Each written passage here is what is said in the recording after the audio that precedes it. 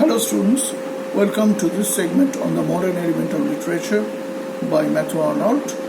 We were at a point where there was a comparison between Aristophanes and Menander, and we'll read extensively the part where he talks about the superiority of Aristophanes to Menander. There has been preserved an epitome of comparison by Plutarch between Aristophanes and Menander, in which the grossness of the former and the exquisite truth to life and felicity of observation of the latter are strongly insisted upon, and the preference of the refined, the learned, the intelligent men of later period for Menander loudly proclaimed. What should take a man of refinement to the theatre, asks Plutarch, except to see one of Menander's plays? When do you see the theatre filled with cultivated people, except when Menander is acted? And he is a favorite refreshment, he continues, to the overstrained minds of the laborious philosopher. And everyone knows the famous line of tribute to this poet by an enthusiastic admirer in antiquity. O life and Menander, which of you painted the other? Plutarch is high praise. He has high praise for Menander. And we will see that Arnold does not agree with Plutarch to a great extent over here. Yet, let's come from the middle of the paragraph. Yet Menander has perished, and Aristophanes has survived. And to what is this to be attributed? He answered, to the instinct of self-preservation in humanity. The human race has the strongest and most invincible tendency to live, to develop itself. It retains, it clings to what fosters its life, what favors its development, to the literature which exhibits it in its vigor. It rejects, it abandons what does not foster its development. So Menander was someone who was not producing things that fostered the development of humanity. It was too critical. Now Menander was the father figure of the new comedy in Greece. He also lived in Athens, and he wrote more than 800 comedies. So many comedies, as you can see, and most of his comedies concentrated on ordinary life. You see, not on the lives of high-graded individuals like Aristophanes, but over here it is ordinary life, and the ironies of ordinary life. They were the chief aspects of his comedy. So, where is Menander limited? Let's see after Arnold. Now, between the times of Sophocles and Menander, a great check had befallen the development of Greek. The failure of the Athenian expedition to Syracuse and the consequent termination of the Peloponnesian were in a result unfavorable to Athens. The free expansion of our growth was checked. One of the noblest channels of Athenian life, that is political activity, had begun to narrow and to dry up. So it was a period of decadence in Athens, we can say. That was the true catastrophe of the ancient world.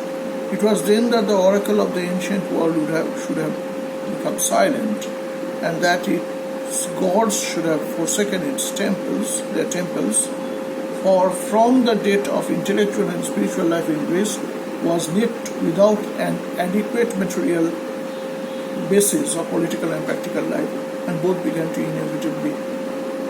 inevitably to decay. The opportunity of ancient world was then lost, never to return, for neither the Macedonian nor the Roman world, which possessed the adequate material basis, possessed, like the Athens of earlier times, an adequate intellect and soul to inform and inspire them. So, this period, there was no soul like Pericles. like, yes, there was no soul to actually inspire it. And they were left of the ancient world where Christianity, when Christianity arrived, of the Greeks only a head without a body, and the Rome only a body without a soul. And this is the Athens after this check, the next paragraph, after the diminution of vitality. And this is what Athens is, Athenian life. This is the aspect of the Athenian life that is represented by Menander. And this is where it is limited. Because the subject matter, again he says that it should be it should be a great age counterpointed by a great literature. Okay, so the subject matter that the literature reflects, it should be great. And here, it's a kind of a decadent civilization, it's a kind of a decadent society. So how can the subject matter that literature reflects be great? Therefore, the literature itself is not great because the subject matter is not great. That is his argument. The cultivated, the accomplished might applaud. This is the middle of this paragraph, which starts with it is Athens after this check. Sorry. The cultivated, the accomplished might applaud the dexterity, the perfection of the representation. The representation is very perfect, very accurate in that sense. Might prefer it to the free genial lineament of a more living time. So a more liberal representation in a more vibrant time could be less appealing to them because these people are living in a kind of a inferior time. And they don't have any sympathy, as the text says, they don't have any sympathy towards that time. But the instinct of humanity taught it that in the one poetry there was the seed of life, and in the other poetry the seed of death. And it has rescued Aristophanes. This is a very important line over here in our understanding the difference between the two. And it has rescued Aristophanes while it has left Menander to his fate. Aristophanes' poetry contained the seed of life, while Menander's poetry contained the seed of death. This is why Aristophanes has survived as a classic. Menander has almost been forgotten. This is what Arnold has to say.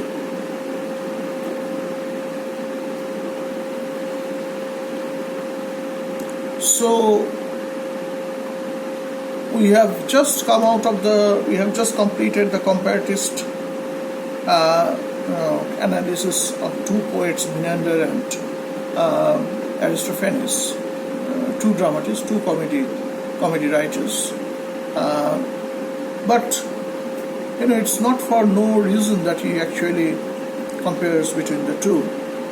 The comparison tells us that one great literary genius has to mentally reside on a particular age, which is also great. He has to reflect that age, which is great. Otherwise, despite his talent and despite his accuracy, despite his wonderful excellence in representing his time, if the age is not great enough, his literature is bound to perish. In the flowering period of the life of Greece, therefore, we have a culminating age, one of the flowering periods of the life of human race. In the poetry of that age, we have a literature commensurate with its epoch. So, the literature should be counterpointing. The literature should be balanced with the time. It is most perfectly commensurate in the poetry of Pindar, Aeschylus, Sophocles, and Aristophanes. Pindar, as you remember, one of the famous experimenters with the ode tradition. We have a ode in his name, Pindaric ode, and these will be the supremely interesting objects in their literature. But the stages in literature which led up to this point of perfection, the stages in literature which led downward from it, will be deeply interesting too. Now, how they reached that point of perfection, and how after this the poets failed in representing that point of perfection, that is also quite important.